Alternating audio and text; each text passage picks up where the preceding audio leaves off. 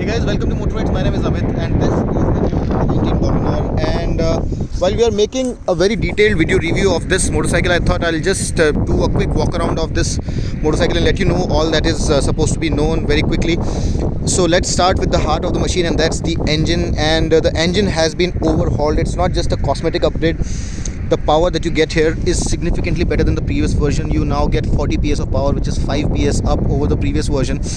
And it's down to the fact that it's a DOHC unit now, and the compression ratio has been bumped up from 11.3:1 to 12.1:1. So the compression ratio here is now higher, and the torque remains the same. And by virtue of this increase in the power output, you have a better acceleration time of 0 to 60 kilometers per hour at 2.7 seconds.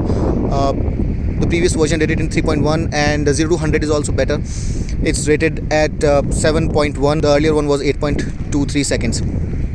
Top speed is up by 8 kilometers per hour, and while the previous one was 148 kilometers per hour, now it's 156 kilometers per hour. So the engine has improved significantly, and so has the performance. The ARAI fuel efficiency is 27 kilometers to the liter, but you would be able to get 25 to 30 kilometers to the liter without any problem. The other big change that you'll see is these big 43 mm inverted forks up front, and they not just look very nice. If you look at the motorcycle from a distance, you'll see that they do add to the meaty character of the front of the motorcycle. It looks more vicious, and the street fighter look of the motorcycle has been enhanced. They also improve the road holding capacity of the motorcycle on the road, and also help it while you tip the motorcycle around corners. The brakes are now bitten by these calipers, which are radially mounted. 320 mm front with ABS, rear too has ABS, so it's a dual channel unit. The headlamps are the same as before. The LED elements and the reflectors are the same, but there is a color element in the focal element of the headlamp, so that's an enhancement, but that's more an aesthetic enhancement than a functional one. So the headlight spread and everything else will remain same as before. Now if you look at the motorcycle from here, you'll see that the handlebars are wider, and that's down to the fact that the bar and weights have been extended. So this is to reduce the vibrations on the handlebars, which was a bit of a complaint by a lot of customers. Also the RVMs are now different. These mounts are forged aluminium, and they look much more premium, more sporty than before. They're wider, so they give you a very good view of what's coming from behind. And this LCD screen here, let me just turn it on, is a new inclusion, and it has a gear indicator. And a lot of people are complaining that this gear indicator is not an apt position for looking while you're riding. That's true, but Bajaj says that this instrument console here did not have any space left, so that's an additional feature that they've given, and it should always be appreciated. Time, you get 2 trip meters along with an odo right here, plus now you get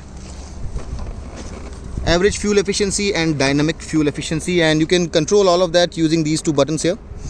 So you have average fuel consumption 1, average fuel consumption 2. You also have dynamic fuel consumption, which is instantaneous fuel consumption. You have your fuel gauge, you have speedo, tacho. Tacho is marked till 13,000 kilometers, but at now 9,000 rpm you have this light coming in, and 9,500 rpm you have the limiter cutting in. ABS light, ABS is not switchable, neutral, engine malfunction, turn indicator, and you also have a warning light here, and obviously the shift light. So those are all the things you have, plus you have a service reminder which lets you know how many kilometers are left before you take your bike for service. So those are the changes here. Then this green color is auroral green, which is a new inclusion and will be available. Along with this you have a black, so you have 2 colors right now, but this number will be increased later. Another change that you'll see is this new tank pad, and it looks more premium. It has this somewhat fog carbon fiber kind of a finish, and is inspired by a spaceship. The fuel tank capacity remains the same as before, and on the side you have this new side stand which is forged steel and meant to take more load. Looks nicer, and if you have the panniers on or the saddlebags on, it's going to be able to take that load better and would aid the capability of the motorcycle to tour with heavy luggage. Now, talking of the touring capability of the motorcycle, there is another small inclusion that Bajaj have made, and that you'll have to remove the pillion seat, and under that you have these bungee cord fasteners made of nylon. And what you can do essentially is take these out like so, and then put the seat back on, and then you can fasten your bungee cords on these fasteners, and you can then put whatever luggage you want to put on those bungee cords.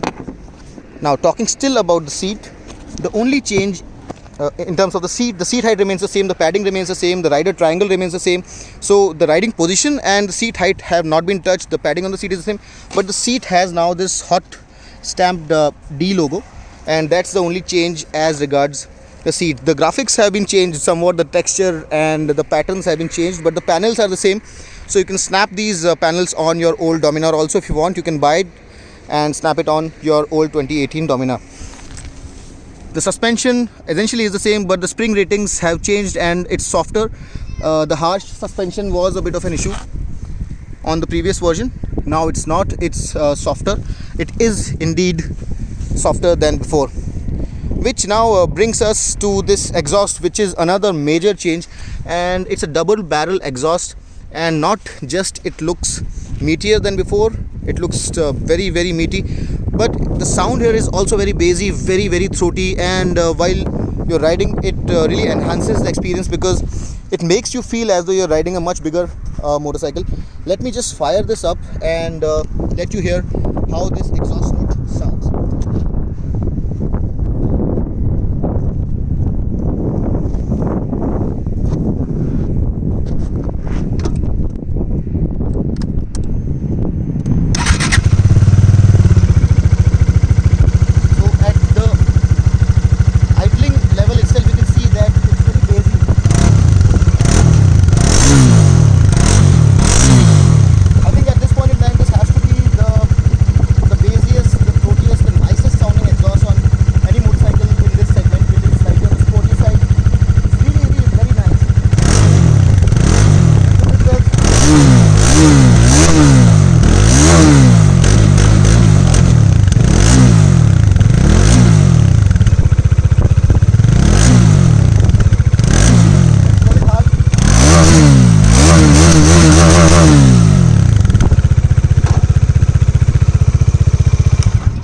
So that's how the exhaust sounds. So these are the changes. I've summed up the changes that the motorcycle has undergone, and a few other things, small ones. This crash guard here is now wider than before, but most of the points have now been covered, which brings us to the performance and the real world feel of the motorcycle. So the vibrations have now been gone. They have been taken away completely, and while a lot of people had issues with the vibration of the motorcycle, they said that after 6,500 RPM there were a lot of vibrations. The vibrations have been largely removed at about 8,500 RPM. Near the limiter you have very mild vibrations, near the tank very mild vibrations, they are almost negligible. So that's a great feat, and it's been achieved with a lot of measures by improving the tolerances and obviously changing the character of the engine somewhat, the handlebar, and a lot of other measures. So it's a smoother motorcycle, and it sounds very nice while you're riding it. It feels like a much bigger motorcycle than it is, because the exhaust has not just improved the way it sounds, but also the performance of the motorcycle. Now, talking specifically of the performance, the engine behaves in a very linear manner. 2,500 RPM, below that you have a little bit of knocking, so you'll have to wait till 2,500 RPM before the engine smoothens out. 3,000 RPM the engine has completely smoothened out. At 5,000 RPM you have the power and torque properly building in. 6,000 RPM the engine comes into its own element, and the power builds on very strongly thereon all the way to 9,500 RPM where the limiter cuts in.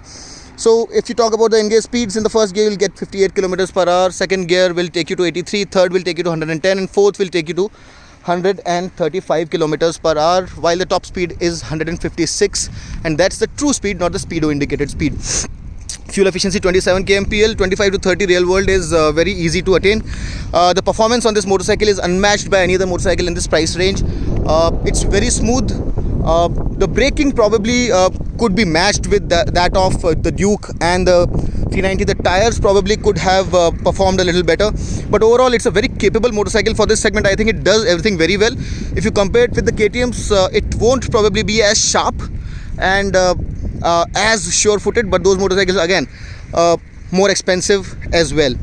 So those are my 2 pence, the first impressions about this motorcycle.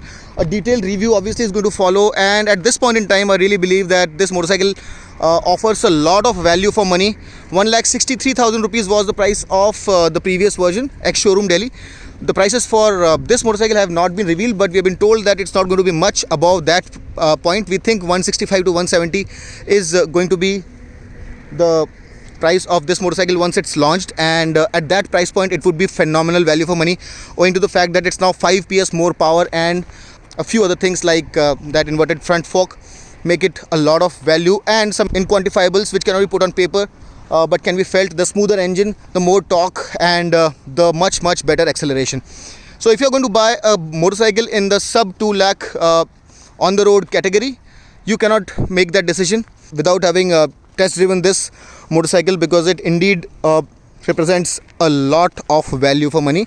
And icing on the cake is the fact that it comes with a 5-year 75,000 kilometer warranty as standard, and you don't have to bother about maintaining this motorcycle for 5 years. If something goes wrong, that's on Bajaj.